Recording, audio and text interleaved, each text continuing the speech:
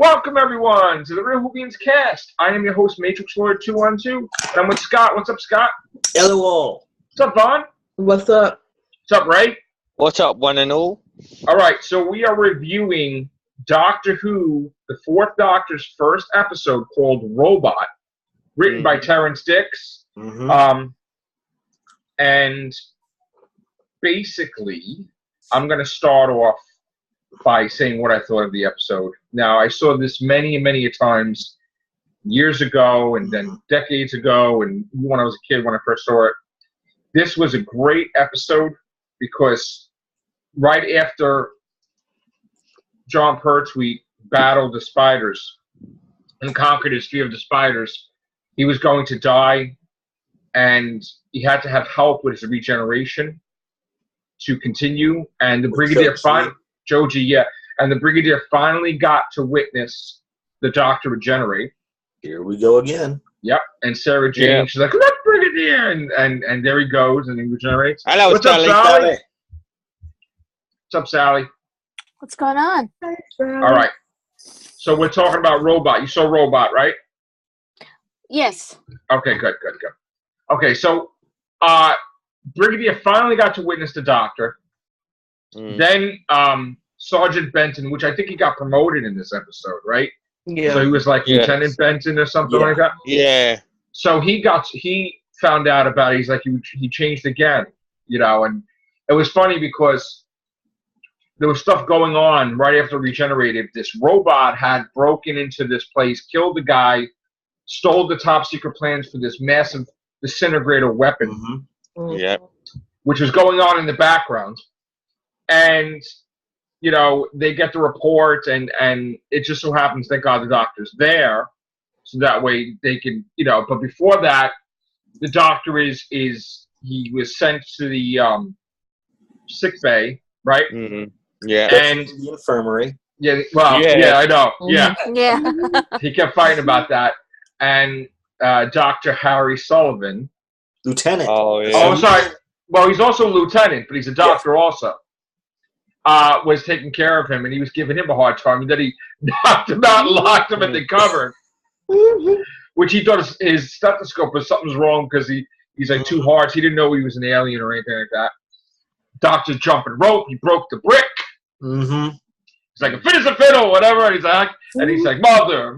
He's like doing like the whole nursery rhyme. It was hysterical. And then the Doctor got to, he was in the TARDIS, and he was going to take off, and Sarah's yelling, don't go away, Yeah. And it was just a thing where she tried to right away tell him something was going on to get him to stay, because when he first regenerates, he's not really stable. Yeah. Who knows where the hell he's going to go? Sort of, real quick, this is supposed to be like a precursor also to another Fourth Doctor adventure, which we're going to be analyzing, which is The Face of Evil. Right. Exactly. Well, we're talking about this now. So yeah, I know, but that's sort of like a precursor. So basically, the Doctor now was going to help out the Brigadier because they got him to stay. But of course, you have to go to the famous changing of his uniform. And it was great because he looked like a Viking. Then he looked like a king. Then he looked like a clown. And then he's like, and how do I look? He's like, Brigadier's like, all right, you're fine. He's like, I can change again. He's like, no. You can tell Brigadier didn't really care for it, but he's like, all right, I don't want to. He just wants him to hurry up so they can get on with it. Yeah. What do you guys think of the episode? Because I'll go more into detail throughout this podcast, but I'm going to go with Scott. Since this was actually my very first episode of Doctor Who, because I had switched on expecting to watch another famous British comedy series, The Goodies. I watch it. Of course, you're expecting your favorite show to come on, but anyway, it was a good episode. I've got it in book form. I love the overall plot line. How is this person working for them? Is they not working for them? Yes. The whole notion that all these pieces to this disintegrator gun were purposely separated so events of this wouldn't happen. Right. And the think tank group was trying to pretty much kill things destroy things so they could come back and do sort of like let's just call it a Maniac Mensa group. Like a New World Order, they wanted to be. New World Order. Yeah. And Wanted to take over the world. Yeah. Basically. Yeah. I thought it was interesting, if I could just jump in for a second, Go ahead. that in this time period, in the 70s, that the main person of this think tank was Miss Winters, which even Sarah Jane was like, Yeah. okay, because at that time a woman was in charge. And even Sarah was so used to, the way things are. Yeah. She mistook her assistant for Winters. But again, this is before all this stuff in the future, and like now we deal with. This was supposed to be taking place in the 80s as well. Let's also remember, because the Doctor was supposed to have been banished to Earth during the 80s, and not the. Well, this was the 70s right now. Yeah, but they were hinting on the fact that the Doctor was because when they were battling another certain individual. Well, I wanted to say to I know. I'm just saying the comment was this is the 80s, but she says, but I'm from that time period. Right. So yeah, let's just stay with topic. So Miss Winters, if you look at her, she kind of looks like what Missy would be in a way. Yes. And if Moffat really wanted to get like creative, he could have made it that Miss Winters was Missy. Yes, that would have been awesome. Dressed up, like spying on him in the past, stuff like that. Yep. So that's something to take note at. Also, the fact that a woman's in power, that was great. And it was a different world that was happening. Things were changing. The robot that was created by Professor Kettlewell. Kettlewell. I've got that very robot. It's funny thing is he had a bow tie. He was older, and he sort of looks like what Matt Smith would look like in the Doctor, kind of. Exactly. I'm not saying that they took it from the episodes, and I'm not saying that they didn't, but you can see stuff in the past episodes that maybe they should have. They still gone there, so to speak. Also, Sarah Jane Smith's outfit that I showed to Sally, right, Sally? Yeah. It was kind of reminiscent of basically the Fifth Doctor's outfit. Different color. Me a lot of it. A little bit. Yeah. Almost like the same style, which we're going to be doing that in the Doctor Who fashion show. We're going to be talking about different attire and stuff like that. But we had Sergeant Benton, that was now Lieutenant Benton, right? Unit was a big force, of course, the main thing. They had this other group, the other group that was it SRS or whatever the hell they were? And the robot, like his emotions, his prime directive, which notice like the lingo prime directive. Okay, and logical. King Kong-esque. We could call it a King Kong-esque type of thing because that's what the storyline was. It's like they were taking stuff from Star Trek, and then everybody borrows from everybody. RoboCop took the Prime, right? Everybody like the same thing. So there's a lot going on in this episode. I want to go with Vaughn. Let her give a few things to talk about it. It was good. I mean, this is my first time dealing with Forth like that. I just seen a couple of his episodes. Yeah. But for an opener, it's good for him. I mean, I have no problems. It was slow in some areas, but it's definitely I have to get used to him. Yeah. Because he's a different Doctor totally from what I'm used to. He's more he's almost off the hinge. Like unstable. Hyper, I believe you're thinking of. I mean, he changes his tone. He's like talking low, and then he's like, "Can't talk," like you're talking like loud, like like why not? Like different things. Like why can't I leave? Or something like that. Yeah, 1 minute he's like calm, and then he goes off and he searches himself. He's like can't. There's no word. Such word as can't. Okay, go ahead. I kind of could see 12 in him, because 12 kind of bars from him on certain stuff, right. And I was like, oh, okay, so this is where he got this maybe from. And as far as the story, it was kind of slow to me. I mean, the robot, I kind of liked it, but then I didn't like it. I mean, for its time, that was like, I guess, the best special effects. Yeah. We can't judge it by today's technology, No. But I did like that he was smart with the scarf because the scarf is incredibly long and he tripped a couple of people who stepped. He did a lot of stuff with the scarf. He got the scarf to scoop up the wrench or whatever the thing with the robot. Yeah. There you go. Look at that. Yeah. All right. Nice. That is awesome, man. Nice. Experimental prototype X1. Yep. Not X1, K1. I'm sorry. And then we get K9 later. Oh, Yeah. God. But the doctor had a lot of fancy words. Cultivate a sense of urgency.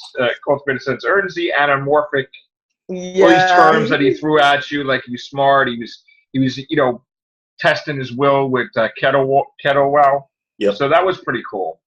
And what was also interesting is at times you always thought he wasn't paying attention, but then he would turn around and go, "Now tell me about this." And you he paid attention. Like he was like this, and then he's like, "Oh, Brigadier," like whatever. Yeah, the Brigadier was out of the room. He was always very sly, Tom Baker, wasn't he? Very smart guy. Very smart guy. What about you, Sally? Yeah, I like this episode. But I was like, is it me or did the doctor sleep a lot in this episode too? Well, he just regenerated. Yeah. It was like David Tennant in The Christmas Invasion. Yeah, I mean you just regenerated. You went through a lot. Yeah. And then him forgetting. He's like, "Where's Sarah?" Like you forgot Sarah.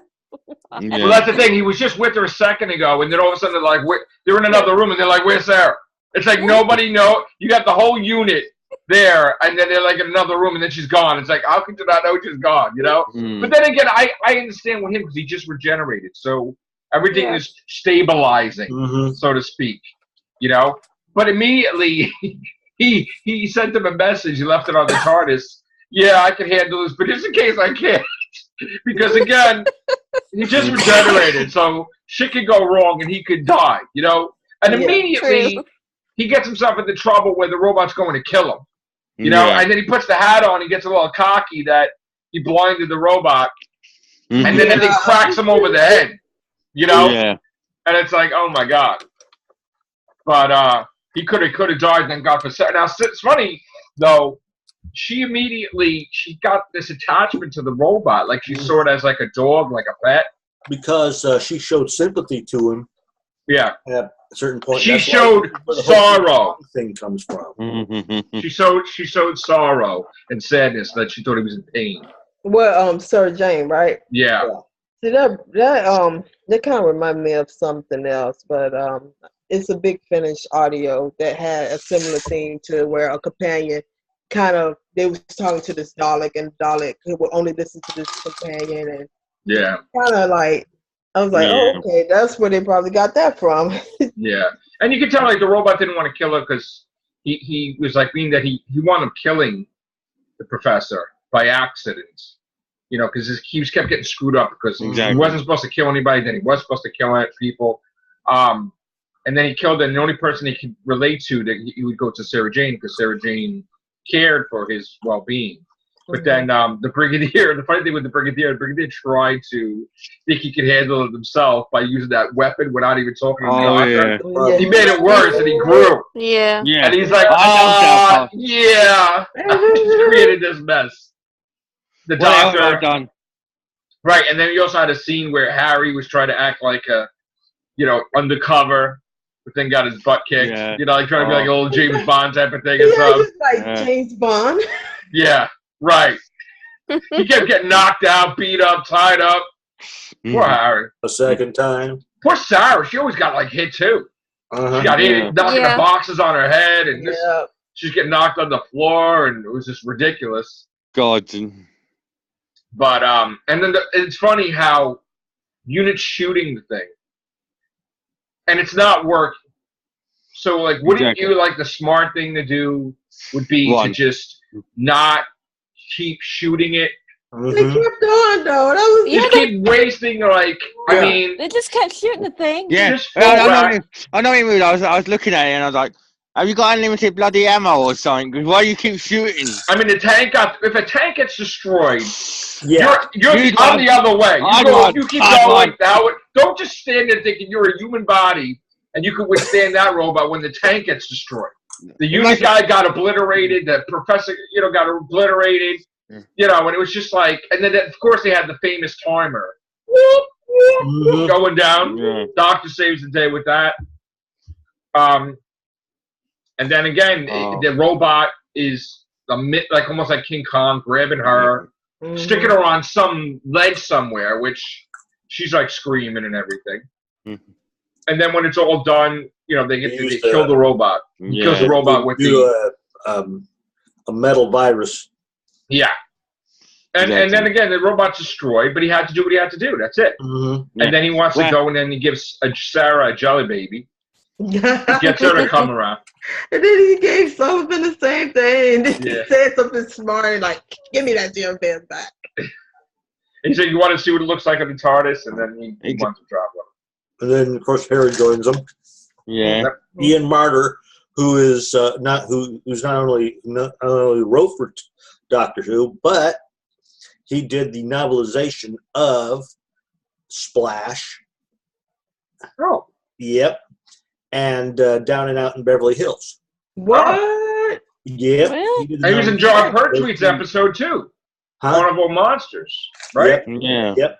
Jeez. But as far as the movies are concerned, he did the novelization of those two movies. Wow. Very nice. What did you think, Ray? I loved the episode, to be honest. Yeah. Tom Baker's one of my favourite doctors in there, and I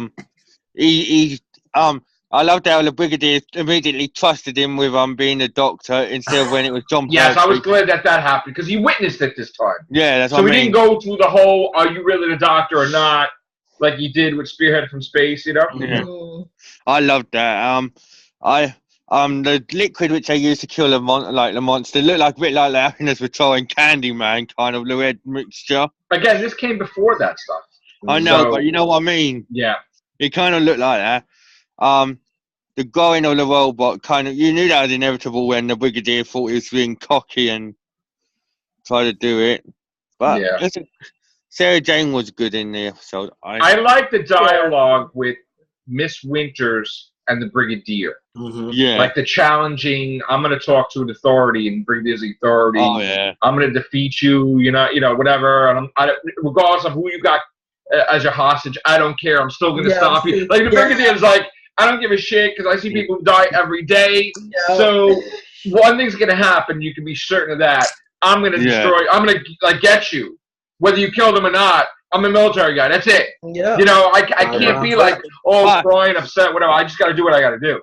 And he's strong, Brigadier. He's like, you know what I'm saying? I mean, stuff that he's done in the past, like that time where he destroyed all the Suntarans when the doctor left because he didn't want him to know. And then years later, when the 10 doctors encountering, like, Harry Jones Prime Minister, he doesn't like that. So he tries to take her out of power.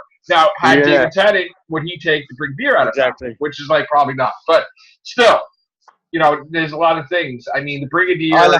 I also liked it when with the fourth Doctor driving Bessie and yes. Oh yeah, yeah.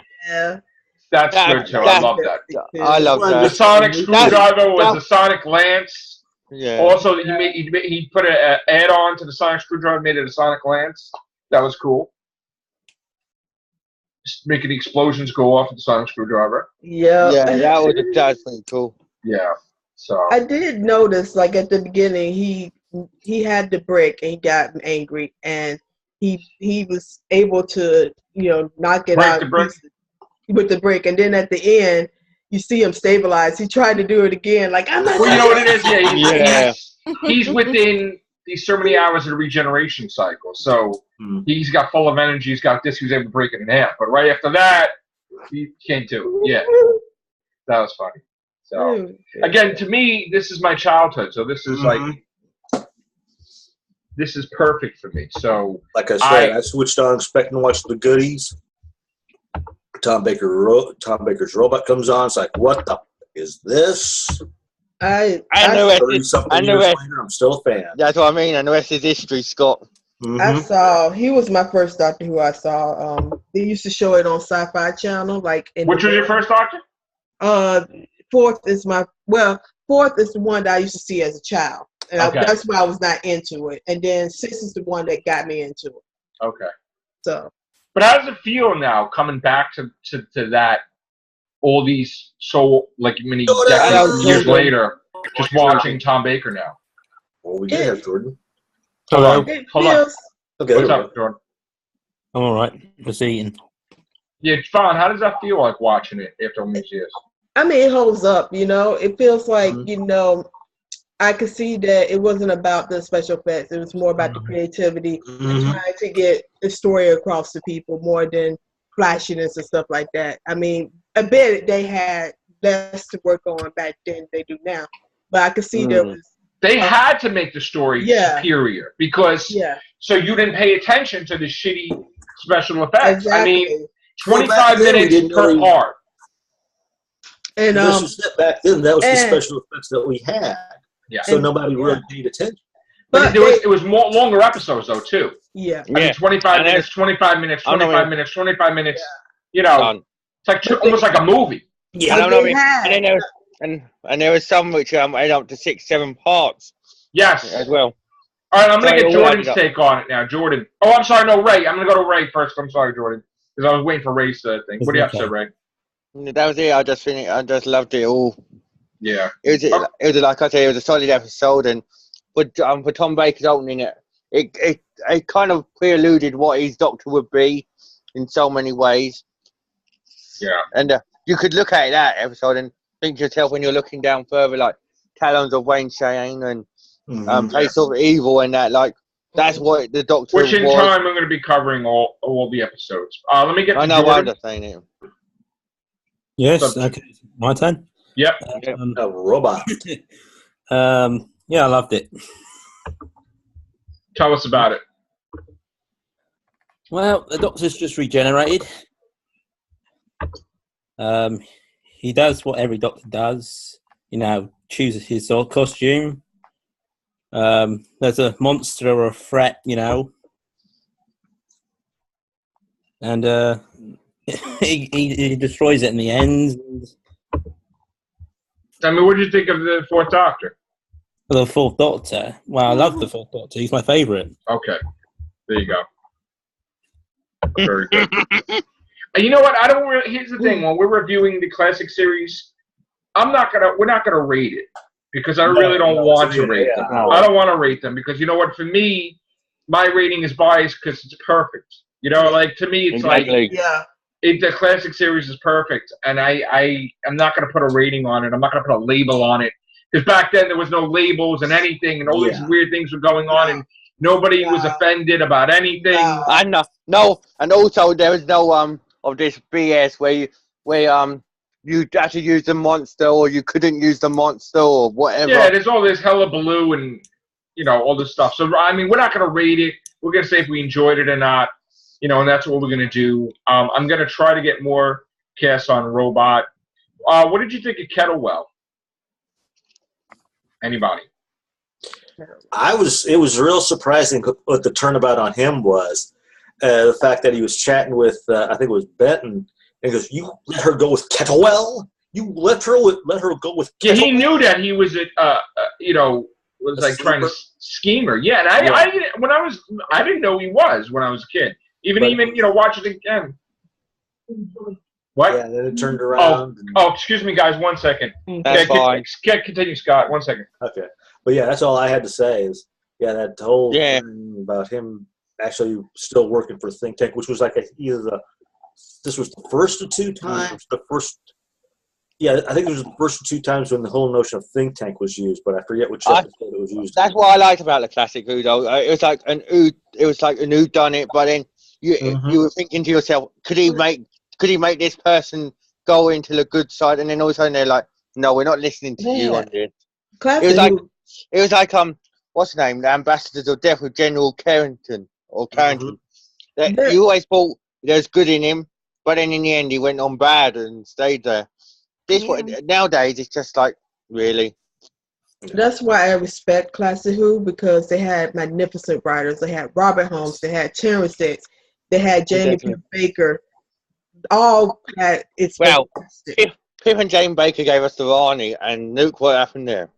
Yeah. Well, I mean, they tried. It was just a lot of politics during their era, though. Like, they had to fight uphill battles with everything that was going on, because they was unfortunately put to Sixth Doctor, and then that was just, Hey, Ben. Hi, Ben. What's up, Ben? Ben. Ooh. So, Ben, did you watch Robot?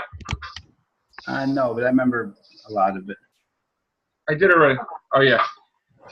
I've been dressed for the part. Oh, look at that. Oh, Nice. Nice. What do you got? What do you got? Yeah. What are you wearing?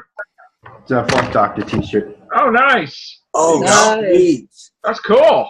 Right. If that shirt disappears, I have another one that's David Tennant's called Get Up. Did you see some of Robot, or like did you? I watched it a couple years ago, but I remember parts of it. Okay. What did you think of it when you saw it, though? It was a really good introduction to Tom Baker's character. Definitely. I agree. All right. I think we're going to get out of here, gang. We're going to attempt to have new members. So I think we're going to try to get them in the next cast. And I think maybe what's the best thing we should do? We should do a Google Hangout, right? yeah. Yeah, do I hang would. out. To Hangout, yeah. Hang out, yeah. They have spoken, and we're going to have a hangout. We have spoken. That's right. Okay, so guys, what we're gonna do is, it's gonna be weird. We're gonna be doing Real Whovians cast, and then there's a timer. I'm gonna zoom in on Scott right now because he's got. Can I The K1 robot. Scott's got the K1 robot that looks like a bit like an ice warrior. I mean, metal. There you form. go. And we're going to do Real Whovians cast with the new members. We're gonna still do parts of Robot for different people who didn't get to come on here this time. And it's going to be a mixture of things. And we're also going to have our Doctor Who fashion show. So the girls are going to be a part of that one with me. We're going to have, hopefully, Vaughn and Sally, hopefully, and Gloria. And some other females are going to be appearing. You're going to surprise. So that's it. There he is. Take care. Bye for now.